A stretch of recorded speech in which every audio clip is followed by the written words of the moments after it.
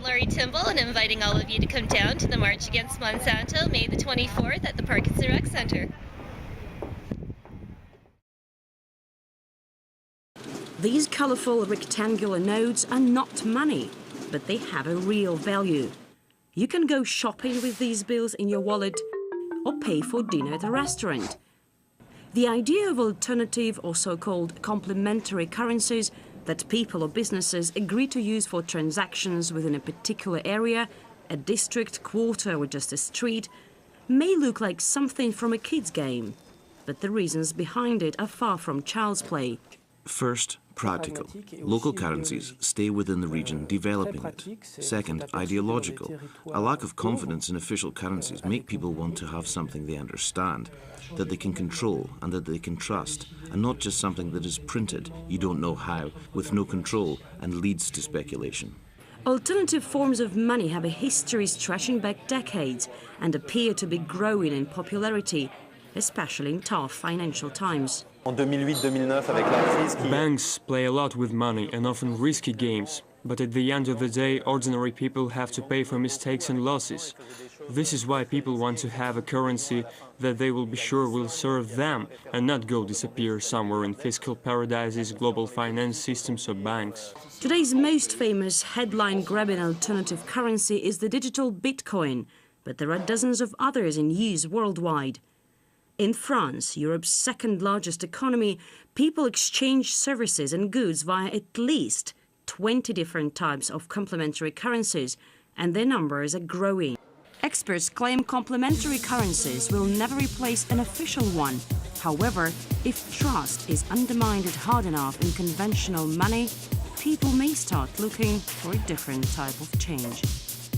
Marie Notion RT from France.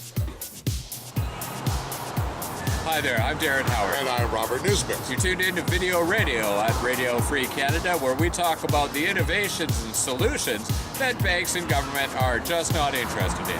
For example, that last video they were talking about how complementary currencies are on the rise because they keep money in the local economy and they don't allow banking speculation. And I think that is a good idea. We're going to talk about that right after we get to this clip. About how startup companies are booming in Greece and using their own intelligence to get around the unemployment figures they have there. Digging themselves out, using their brains. Check this out. The best coffee in Athens is a matter of opinion, but local opinions matter to discerning travelers. A Greek-designed app allowing them to ask locals where to go out has now attracted $1 million in European and Silicon Valley investment. Its founders are redesigning it to serve local markets too, in Athens, San Francisco and New York. Just a year ago, Greg and Alexis were penniless and jobless like 1.4 million Greeks. As we said with Greg, we're dead already, fear nothing. So move aggressively, no one knows you, you have nothing to lose, just do it, don't fear anything. Lokish is one of a booming number of startups. 3 years ago there were 14, now there are 144, and they've raised $58 million. Greeks like being their own bosses. There's a company here for every 20 people, twice the EU average. But most of these are in sectors like retail, construction, eating out, where there's little innovation and little inspiration to other sectors of the economy, what's referred to as high impact. The key to startups is that they've married local staff to global markets, finance and technology. Business analysts believe they could determine the future of business here. It's still a minority in terms of numbers, but it is a group of companies that will change Greece eventually. And it's actually the group of people that will change Greece. What we believe is that although they still represent a very, very small fraction of the total number of companies in Greece, these are the most dynamic companies and the most inspirational entrepreneurs, as I would call them. And while government bureaucracy remains unaware of them, web developers are safe. You don't need help. Entrepreneurship is about doing it on your own. And all you want from the government is not to stop you. These global Greek citizens are making their dream come true. John Psaropoulos, Al Jazeera, Athens. So there you have it. People are using their intelligence and their technology to dig themselves out of the hole that their country's in. And of course, it's small business. Now remember, 85% of us are employed by small business in Canada. It's much the same way in the United States. And of course, small business does not get the tax deferments or the subsidies that big business does. Might want to think about that in the next election. And there are huge concerns about fossil fuel industry. Yeah. And Norway's taken a look at it. Of course, they do depend on the fossil fuel industry. They have an $855 million fund, which they're mulling putting into renewable energy resources. So actually using the old to dig ourselves into the new. Check this out. Oil or gas, the world wants it, and Norway has it. But what it also has is an ethical conundrum. Who do we want to be in Norway? Do we want to be the guys who invest in tar sand, oil in the Arctic, Fukushima, Deepwater Horizon? Or do we want to be with the renewable solar, wind, bio, electrical cars? I think the answer is quite easy to that. Frederick is one of many Norwegians calling for the country's vast petro-wealth to be invested in a more environmentally friendly way. And it's some wealth managed from this bland building in central Oslo. $855 billion. That is the current value of Norway's oil fund. That's about $170,000 for every living Norwegian. On average, the fund owns more than 1% of the entire world's listed stocks, but it also invests in bonds and property too. The government's already looking into dumping the shares of heavy polluters like coal companies. Call it fashion, call it guilty conscience, call it doing the right thing. Norwegians have the cash and now are feeling they should be doing more than just watching the pile grow. Rory Challens, Al Jazeera, Oslo. So remember, if you're running a country and you have $850 million extra dollars, maybe invest in something that might work in the future and not worry about pipelines, tar sands, and nonsense. Oh, I'm sorry, was that out loud? Well, climate change is a concern. 85% of the population thinks climate change is a concern. Of course, we've got a premier, mayor, and prime minister only interested in that. Here's the solution. Down in South America, they're running microcredit with the Butterfly Effect Corporation. Check out what they're doing for the people down there. Perched in the prickly highlands of Guatemala is a village where you can actually touch the clouds. Mayan families have called this home for centuries, but living at 13,000 feet is a feat in itself. The land, it's not really productive. It's like a poor land. Rainwater is collected in large pits, and they ration every drop during the dry season. Families live off whatever they can grow. The nearest store is an hour away down a long and winding muddy road. There are no stores, let alone a bank. But some money is starting to be made. She bought some sheep, and also they grow potatoes as well. Tomasa Paula Mendoza is just one of several mothers here also now running a small business of sorts. She applied for a small loan through a microcredit program funded by Calgary's Butterfly Effect Foundation. $64 got her a sheep and food to look after it. More than 2 years later, she's paid off her loan, received a second one, and expanded her herd. Over the past 2 years, 37 women in this community received loans. All of them have since repaid them back, and many of them are now on their fourth loan. The women apply for the loans in groups and then divide up the money. They have 1 year to pay back the unsecured loan. If they don't, they can't qualify for another one. So if somebody forfeits, there's a certain degree of shame within that person's group. They're viewed not respectfully by their contemporaries, their peers. So there's a fair amount of social pressure to succeed. There isn't social pressure to take a second loan, but there is pressure to repay the loan. Since the program's been running, only 2 people have defaulted. Tomasa Paula Mendoza doesn't plan on being one of them. She's grateful for the opportunity and hopes to grow her business so her children will have something in their future. Man, I like these ones.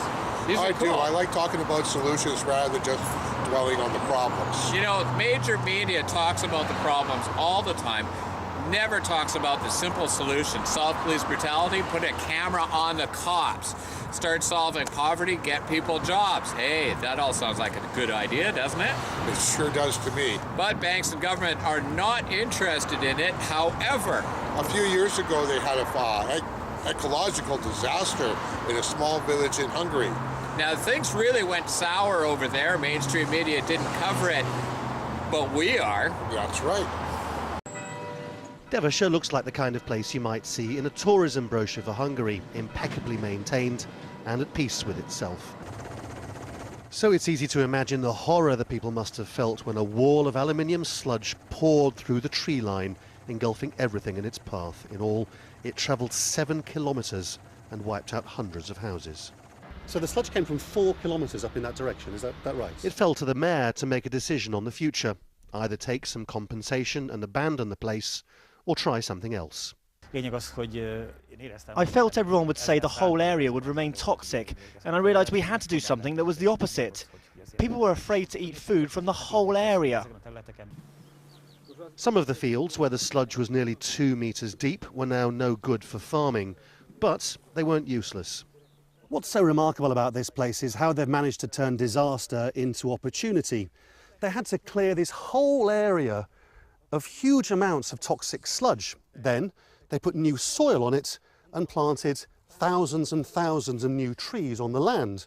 Last winter, they chopped all those trees down, and now they're heating public buildings in the village with them.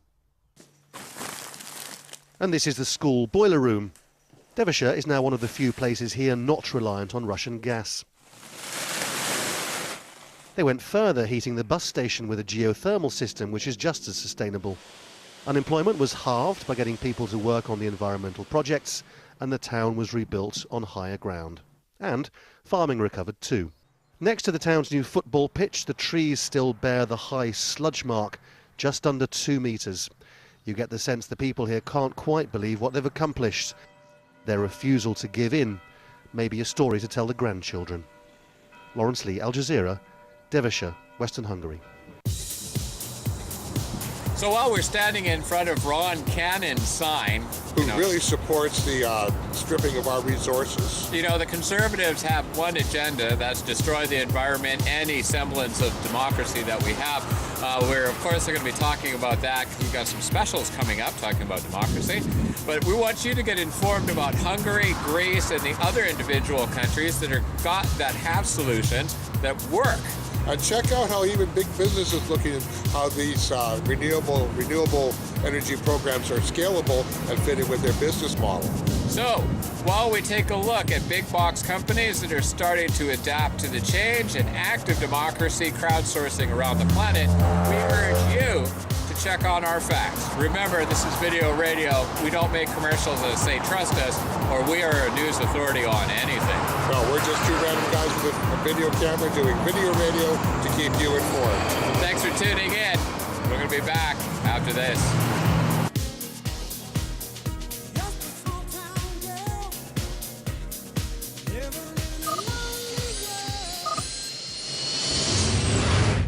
I'm not by nature a nervous person. I'm not brave, I'm just not nervous, because luckily I've learned to ignore everything politicians have to say, which is a good thing, because in this country, every time you turn around, another Harper cabinet minister is in a full-blown panic. It's like they believe their #1 job description is to freak Canadians out. It's got to the point now where if Vic Taves or Jason Kenney ran into my house in the middle of the night screaming fire, I'm not moving until I smell smoke. And it doesn't matter what the issue, the message is always the same.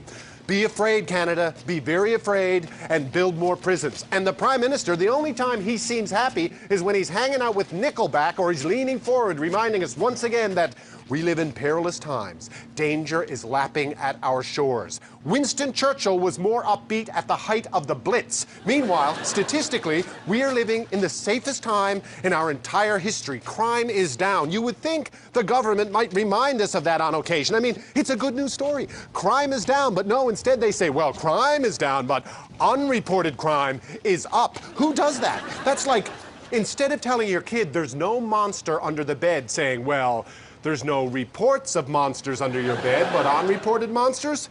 Who's to say?